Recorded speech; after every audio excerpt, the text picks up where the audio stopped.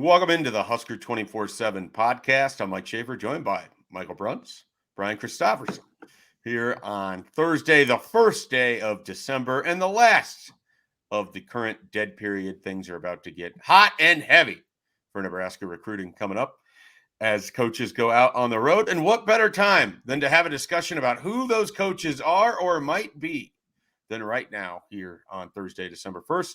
All right, so Michael Bruns, why don't you just walk through who do we know of currently set to be on Matt Rhule's first staff at Nebraska? Yeah, so a lot of Rhule ties. Like nobody's really kind of outside the circle of trust that we know about yet. And so that would be, so far we've got Marcus Satterfield as coming from South Carolina as the offensive coordinator and also tight ends coach. We've got Ed Foley, Carolina Panthers assistant, Temple assistant, high energy guy, Baylor analyst coming to coach special teams. We've got Terrence Knighton, pot roast, longtime NFL defensive lineman, was an assistant with Carolina with Rhule. He's coaching the defensive line. Who am I missing? Break it down for me here. EJ Barthel. Running backs coach and running backs. He was at UConn, former personnel guy. That's kind of the interesting part with a lot of these guys is they've served in a recruiting only role in their careers. But EJ Barthel's coming from Connecticut to coach backs and defensive backs. Evan Cooper. We believe defensive backs that as we were recording, not official, but will be official. Probably by the time we get off here, but he's kind of has previously been a recruiting coordinator for Rhule at Baylor, also coached some defensive backs and corners in his background as well. So that's where things stand. We kind of had the list of names to watch very early after Matt Rhule was hired that we dropped, and I believe everybody that's been hired to this point was on that list. Who's kind of stands out to you most? I mean, I guess I kind of go towards the offensive coordinator because that's kind of your drummer in the jazz band for how that offense is going to go. What do you guys think of Satterfield's background and what he potentially brings? Yeah, and we should say, Jake Peets has been mentioned. That we'll see if they make that official. We'll see if they make that official. Maybe the quarterback's there, but we'll see. Satterfield's pretty interesting because Matt Rhule trusted him and gave him an opportunity at Temple as the OC. And when you look back at like his first year, it just took off running at Temple. Like they had like 400 yards of offense per game. And it's one of those deals where, when you hire a coach and things just work that first season, I think there's always going to be that bond that kind of carries forward, like we've done it once, we can do it again. And they had a lot of success together. He's bounced around in different roles. He's been the OC, but he's also like worked with the O-line, I think at Carolina. And then he was a tight ends coach at Baylor, which of course he's going to be doing here. His time at South Carolina, I'm sure if you talk to their fan base, because you see it on social media, it was kind of hit or miss throughout this season. And then the last two games, they absolutely just lit it up where they owned Tennessee for 63 points and beat Clemson 31-30. Their run game was kind of a scuffle like Nebraska's. I think they ranked 101st in running it, but they were 41st throwing it. So don't take those numbers and be like, okay, we're doing that again. That was just that particular set of guys that he had and how they ranked. So it was sort of I think at times a challenging year for him at South Carolina, but it really ended up sort of on a positive note, it seemed like. Yeah, with Marcus Satterfield, because when he was at Baylor, he was the tight ends coach. When I talked to Charlie Brewer on Tuesday, and I just sort of asked, like, what do you think this offense kind of looks like? He was of the opinion that Matt Rhule sort of has a style that which he's going to play. And so what Satterfield was doing at South Carolina isn't necessarily going to be the exact same thing at Nebraska. And so, for Charlie Brewer, he fairly confident they're going to spend a lot of time in the shotgun. You're going to have some RPO game in there. And you're really going to try to set up play action passing early with running the football. But he did point out, and if you go back and look at those Baylor teams, they had several NFL wide receivers on them. Like, they did a nice job of, one, spreading the ball out, and two, just sort of attacking different depths of the field. So, with what we saw with Casey Thompson last year and Trey Palmer, and even the year before with Adrian Martinez and Samari Toure, like, those deep balls are still going to be part of Matt Rhule offense. Like, that's not necessarily going to go away. They're just going to try to set it up off of play action and off of some of those RPOs. And so he, like I said, Charlie Brewer didn't have Marcus Satterfield as the offensive coordinator, but he did work with them. One thing that's notable to me, and I assume you guys have picked this up as well, you look at Matt Rhule's resume, he coached a bunch of different positions. You look at Matt Rhule's coaches, for the most, like, especially the guys like Evan Cooper and Satterfield, Foley, like, they all have experienced, Jake Peets, they all have experience with different positions. I think that's like a valuable thing for him, that, for Rhule, he wanted to understand a bunch of different spots on the football field. He wants his coaches, to understand what, if you're the quarterback's coach, he wants you to know what the tight ends are doing or what the offensive line is doing. Or if you're the defensive backs coach, you need to know what's going on in front of you with the linebackers. And while that sounds super, obvious that that's a thing you'd want with every staff, I don't know that that's always true, because, sometimes you're so focused on what you're doing with your guys, you don't always know what's exactly in front of you. Yeah, it's that stood out to me, and even before Rhule was hired, I mean, that you look at his resume, he was on defense, he's coached offense, and what, as it kind of relates to Satterfield, I kind of like that you have. I like that you have an offensive coordinator that maybe isn't just so laser focused on the quarterbacks. And I know that that's kind of a common pairing a lot of times, but it just seems to me that, that arrangement kind of forces you to kind of at least be aware of more of the offense, I guess, just kind of with the way you focus your attention. I don't know. I mean, I think, Brian hit on this, that, his tenure at South Carolina was kind of rocky. He also, had his first year there where you basically had to convert a GA into a quarterback, and you played 4 quarterbacks. This year the running back depth was completely decimated too, so you kind of had to patch it together. But the way that they finished by beating Tennessee and Clemson and really kind of looking like an elite offense, I mean, I think that kind of gives you a little bit of hope that, he can come in and kind of have that magic with Nebraska too. So, I don't know. And the other conversation I see a lot too, and always, hiring buddies and that kind of stuff. And I think maybe people kind of have a little bit of PTSD from the last staff and the way that played out. But I mean, when you dig into Matt Rhule's coaching tree, it's huge for a guy that's 47 years old, and has still a lot of his head coaching career ahead of him.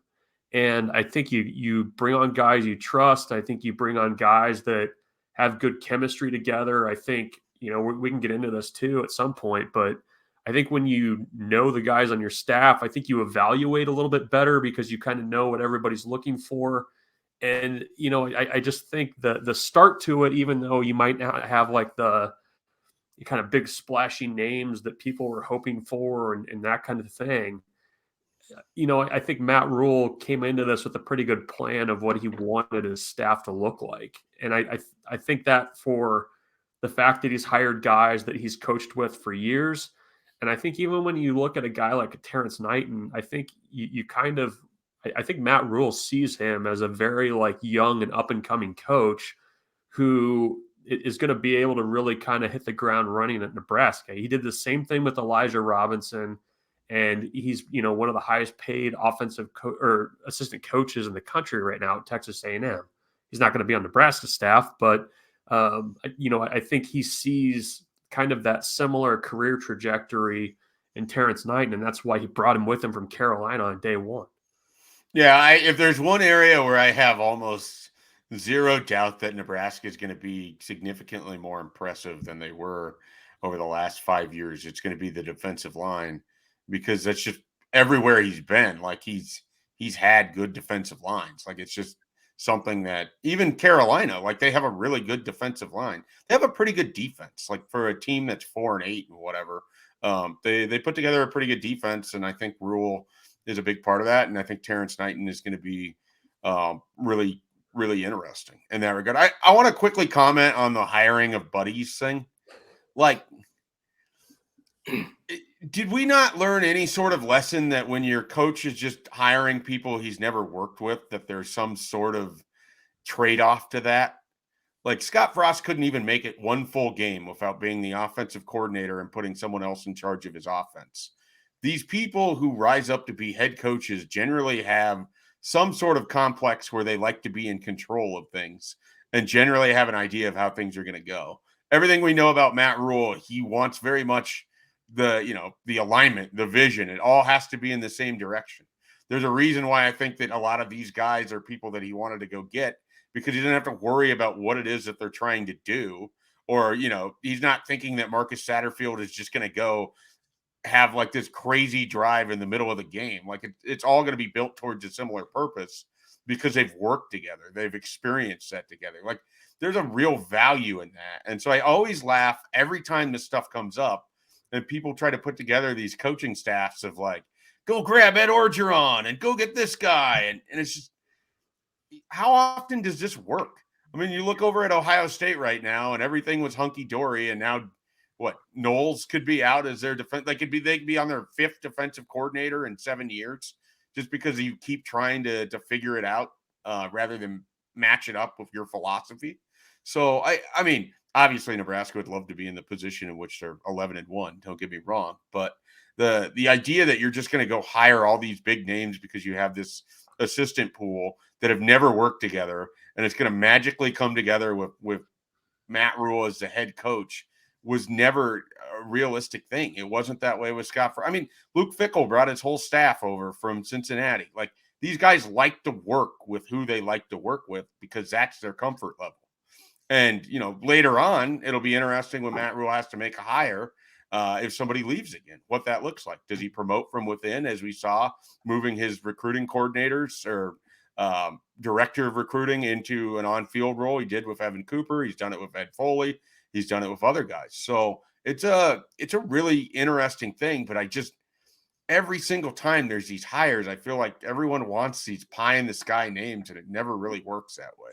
Now with Elijah Robinson, there's an actual connection there. So it felt like maybe there's an opportunity, but some of this other stuff it always cracks me up. Yeah. You listen to the interview, Schaefer, and mentioned it in one of your stories. He did. Rhule did an interview with Peter Schrager, who I really enjoyed. Really good interview. I highly recommend people to listen to that.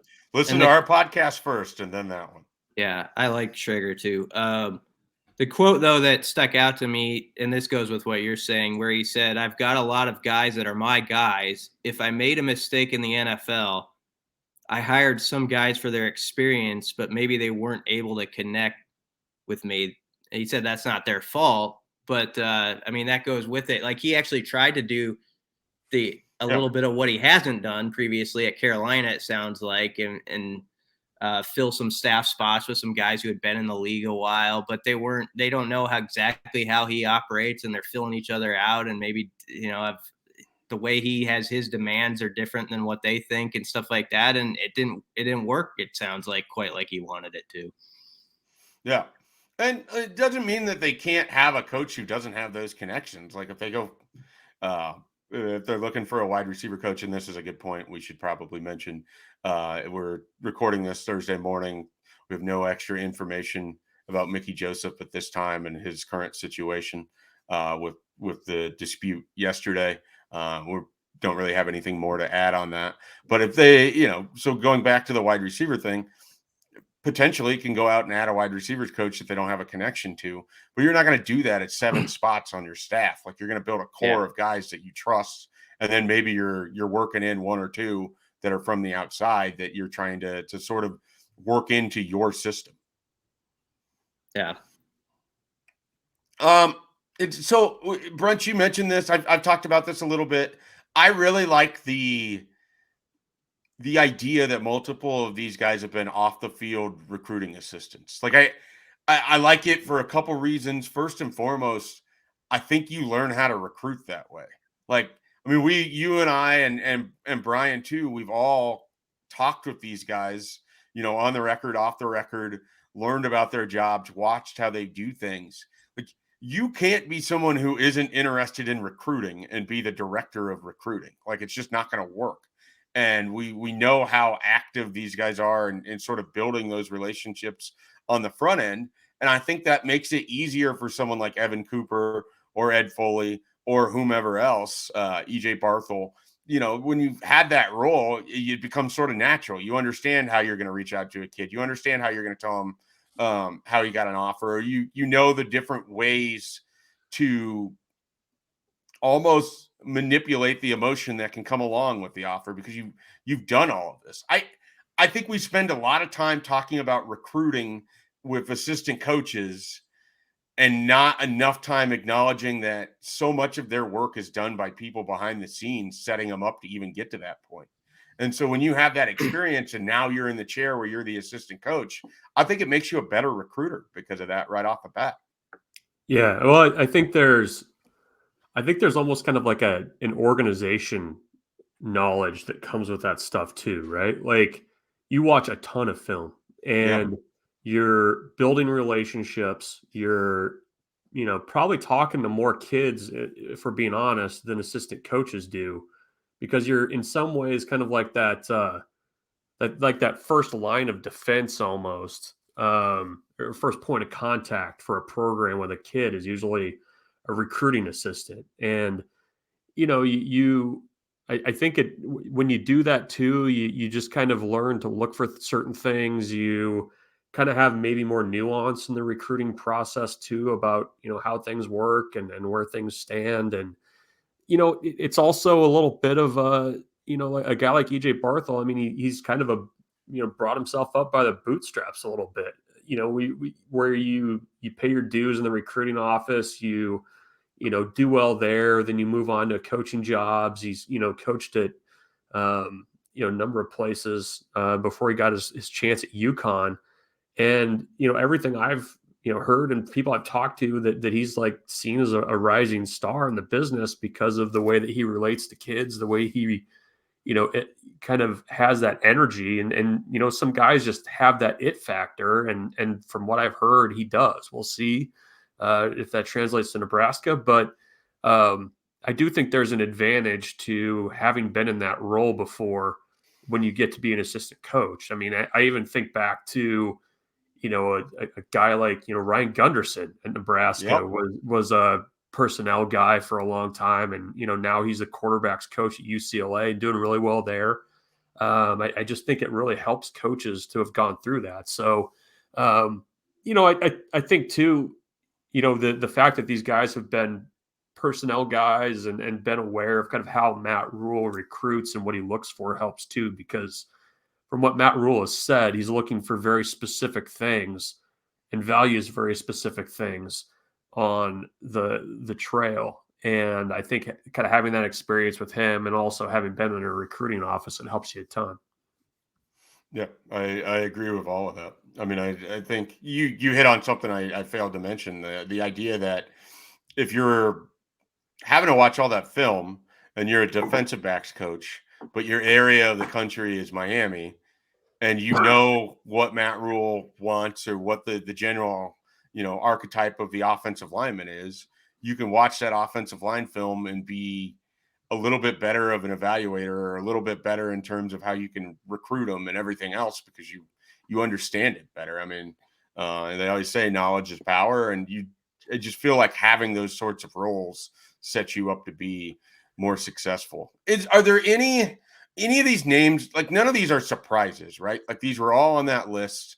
There's nobody, to me, I guess EJ Barthel would maybe be the closest to a surprise, but it's still a guy that, it's not like we weren't prepared to hear that name, Yeah, he was on the list. Knighton was one that was a little bit of a surprise, just because he'd been an assistant defensive line coach and didn't really have a ton of college experience. I mean, he coached 2 years at Wagner. 1 year at Wagner. I think it was just one. Was it? Okay. Because I don't think he was because everyone forgets, because it's now a few years past. COVID year. 2020 spring. Their 2020 season was played in the spring of 2021.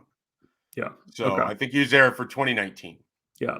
So just not a ton of experience there, where you've been like, okay, this is obviously, an obvious defensive line coach, but I think his profile matches to, in the past, Matt Rhule has hired guys like that who have gone on to be very successful. So, in hindsight, yeah, that makes a ton of sense. But I didn't really, I don't think any of those names really kind of blew me away. It's kind of like, well, yeah, of course, it's that guy.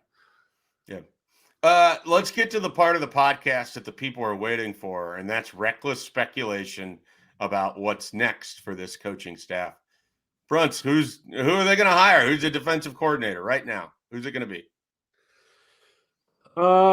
That's a good question. I mean, Jeff Collins was a name that immediately kind of came up as potential whenever Rhule was hired. Jeff Collins is currently unemployed, so there's not anything kind of holding him back from being hired right now. The linebackers coach in Carolina is Servino. That was another guy that I was kind of curious about. It feels like that hire is still maybe out there. Maybe coaching. I don't know. Because it seems like it's a little bit like the offensive coordinator spot. I mean, there were offensive coordinators that Matt Rhule had worked with in the past that you could very easily point to. I feel like there's kind of that way with defensive coordinators, so that's why I wonder if it's maybe not somebody that's a little bit off the path in terms of a potential hire. So I don't know that I would put money down on a particular name right now, just based on how this has kind of unfolded this week. And then with offensive line coach, it's kind of similar. We're waiting to see sort of what plays out there. Don't know. Is there a favorite for you at this point? No. Those are the two roles that are kind of most in the dark about. Offensive line. He had a long-time offensive line coach who's still at Temple right now. Maybe that's an option. The coordinator, the D coordinator spot and the O-line coach are the two I'm most kind of intrigued to see the direction that it goes, because I don't know that O-line that there's one guy that you're kind of like, okay, this is the guy that Rhule has worked with and you could probably count on. Obviously with what happened with Mickey this week, that kind of I think resets the search there a little bit as well. But Matt Rhule said on Monday that he wanted to try to have 10 in place already by the end of the week. This is Thursday. We've got 5 so far. Yep. Halfway there. So I would expect that by the end of the weekend, I think we'll be pretty close to 10 though. I don't think that this is going to drag on too long. BC, I'm going to shift gears just slightly. Are you at all surprised we've seen a bunch of players around the country enter the transfer portal? Nothing from Nebraska so far. What if anything, do you make of that? Yeah, kind of. But also it makes sense in a way, because you would think if you're over there, you're trying to figure out who's the position coach. And sometimes in situations like this, it actually could bring a guy back from the fringe or from an area where he's like, I'm leaving. He's thinking that. And now all of a sudden he's maybe like, well, fresh start. I don't know. Maybe this new coach, something different's going to happen. That happens as much as the other thing, I think, with some of these coaching changes. Sometimes it actually pulls some guys back in because they're rejuvenated, because they feel like they've got another crack at it with a new set of eyes. So it makes sense to me in a way that a lot hasn't happened yet, or nothing really at this point. But I'd be lying if I didn't think we would have heard like a couple names by now, even if it was limited to that. But they did, as we're doing this podcast, make official what we were saying about most of the guys. The one guy who hasn't been named yet is Pete's, as we're doing this podcast on Thursday morning. But everybody else we talked about, as far as the assistants, is in the roles we were discussing. So that's 5 full-time guys that they've got definitely here. 5, I'm showing it. And then I think an interesting thing we should maybe mention is Corey Campbell is the head strength coach. And we thought he might be, but now that's official. He was actually, I believe, the second guy at Carolina, Brunt. That's right, yeah. Because Rhule's longtime guy at Temple and Baylor is now at Carolina, and I don't know what the situation is there. Maybe he's sticking in the NFL and he's in the middle of a season with the team, and he's got a pretty good job as it is. But so this is a big, big role for Corey Campbell, who's been the second guy, but knows how Rhule likes to do things for a long time. And, you guys, I don't think would argue this. He's probably one of the 3 or 4 most important guys over there when you're the strength coach. I mean, they spend months with those guys behind the scenes where you're sort of developing the culture and the way you go about things. So that's a big hire. Yeah. And again, another guy that has been with Rhule, knows kind of what he wants, knows how things should be ran. Going back to that Charlie Brewer interview again, he said that back at Baylor, that first spring that they were all there, I mean, he thought that it was definitely the toughest of his springs, but of course he hadn't been there before. So he's a freshman. And he said that they put in a ton of time, winter conditioning, and that Rhule really preached that everything that they were putting in at that point was going to matter by the time they got to November. And that's kind of his mentality. And that's sort of what he said on Monday when he was talking about just sort of the off-season work. This shouldn't come as a big surprise. I mean, it really sounds like they push and ride guys pretty hard, but that's part of the approach there. And in response to that, they also try to really build those relationships so guys know that it's coming from a place of love versus a place of punishment, is how Brewer put it. So another interesting situation there with Campbell. Yeah, he first worked with Rhule at Baylor starting in 2017. So that's how long he's been around him, at least. He's a Georgia guy.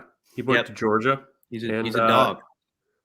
Let's see. He looks fit. I mean, between him and BC, I don't know who I would choose, and putting up iron, but it'd be a pretty tough choice there. Don't you think it would be great if someone hired a strength coach to someday look like me? But he's like sort of like everybody looks at the picture, but it's like, no. This guy's like a Sean McVay of weight training. Like he's got some really like good concepts, and just he gets the numbers. He just knows some things others don't. I would enjoy that.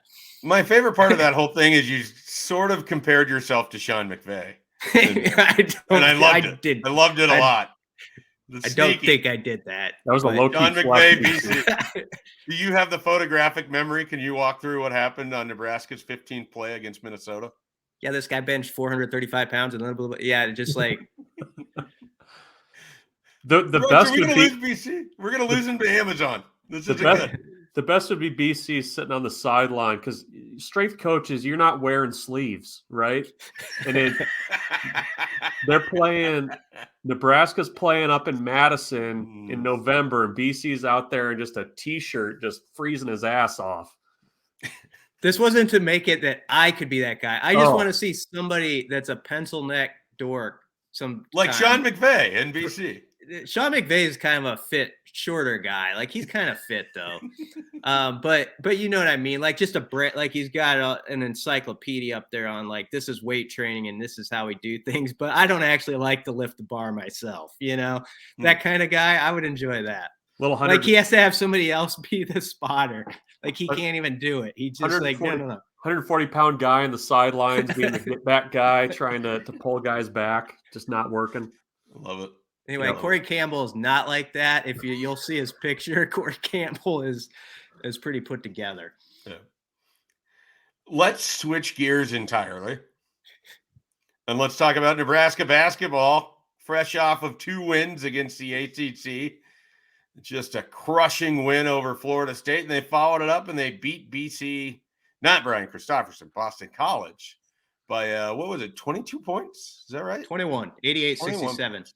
What was the line in that game? It was a 5-point line. You got to 5.5. Wow. Nebraska's favored. Still. Comfortable win. Yeah, and Derek Walker was in foul trouble most of the game. It was kind of an ugly first half. Like, it felt pretty sloppy. And then it just, to me, it sure felt like Tominaga just kind of took over, and Nebraska was just kind of rolling after that. Yeah, I liked Casey had it going, and I mean the sweetest play of the night actually was he drove in and he put it high off the glass and banked in a little floater, and that's when you knew like it was all going to go down for him. And then he also had an assist in the second half to Derek Walker where he did the assist goggles, imaginary goggles to his eye, and he held him there for a good, I would say, 6 to 8 seconds.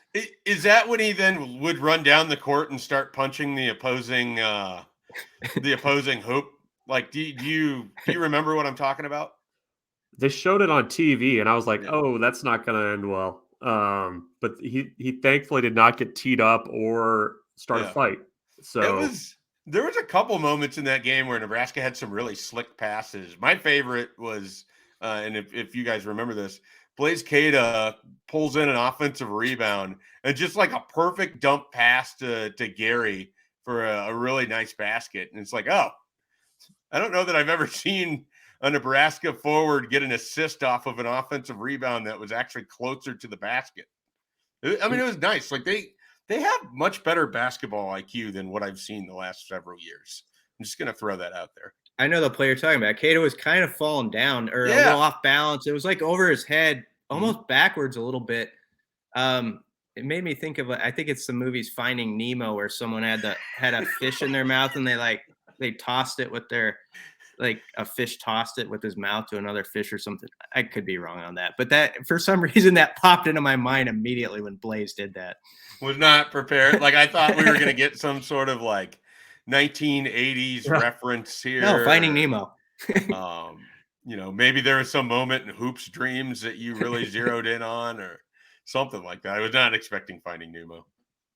Nice run though for him, because the first 2 games in Orlando in that 3-game tournament were troublesome. You know, they won on the boards in every game there, but just could not find their shot, could not find an offensive rhythm. Lost by double digits, and at that point we're 3-3, and then they get a bad Florida State team on Sunday night in the final game, and they did what they're supposed to do, but that's a game we've seen it, guys. Nebraska basketball has lost those kind of games over and over again through the years. So I think that was a little bit of a confidence boost to even if it's not a great team, to win away from your own arena. We just don't see that with Husker hoops a ton. So that gets you going a little bit. And then I thought last night, the second half, Wednesday night that was the best 20 minutes of basketball they played by far in the second half. Shooting 9 of 13 from behind the arc. Derek Walker only played 18 minutes, but still had 10 points, 5 rebounds. And it felt like even though he's in foul trouble, whenever he popped back in the game, like on the next possession, he'd go get a bucket. And he's just playing at a really high level now. And of course, they play at Creighton Sunday. Then they play Indiana, Purdue. That's the 3-game stretch over a span of 7-8 days. So those are 3 top 10 teams. Okay. Here's what I want from each of you. Give me your rankings and likelihood of Nebraska pulling a win out of any of those 3 games, from most likely to least likely. Not Creighton. I would bet heavily on 0-3. That's not the exercise, Brunts. Which one is here? Which Big Ten game is here? Purdue. That's the one that I would think they have the best chance of getting a win. Purdue beat that really bad Florida State team by 10. it was a little bit of they were on the road, but it was a little bit of more of a fight than maybe what I was expecting. So I don't know. I mean, like, I feel like with Purdue, so much of the game is also determined by how the refs call it. Like, if they let stuff go, I don't know. Like, it feels like that kind of the muck it up type game maybe kind of benefits Nebraska. Maybe I'm wrong, but I would go that one more than the other two. Creighton and Omaha is just such a bad matchup for Nebraska. It always is. That's the one that I have almost like no confidence whatsoever that they can win that game. I don't know why. I don't know how or what has to happen for this to stop being such an obvious result. But yeah, I mean, I think they have a much better chance against Purdue. And for whatever reason, I feel like Fred Hoiberg has always played the Indiana games. Like both of those teams, they've played them tough almost every time they play. And that's when they've been shorthanded. Like, I mean, some of his best wins have come against Purdue, right? Like they beat Purdue.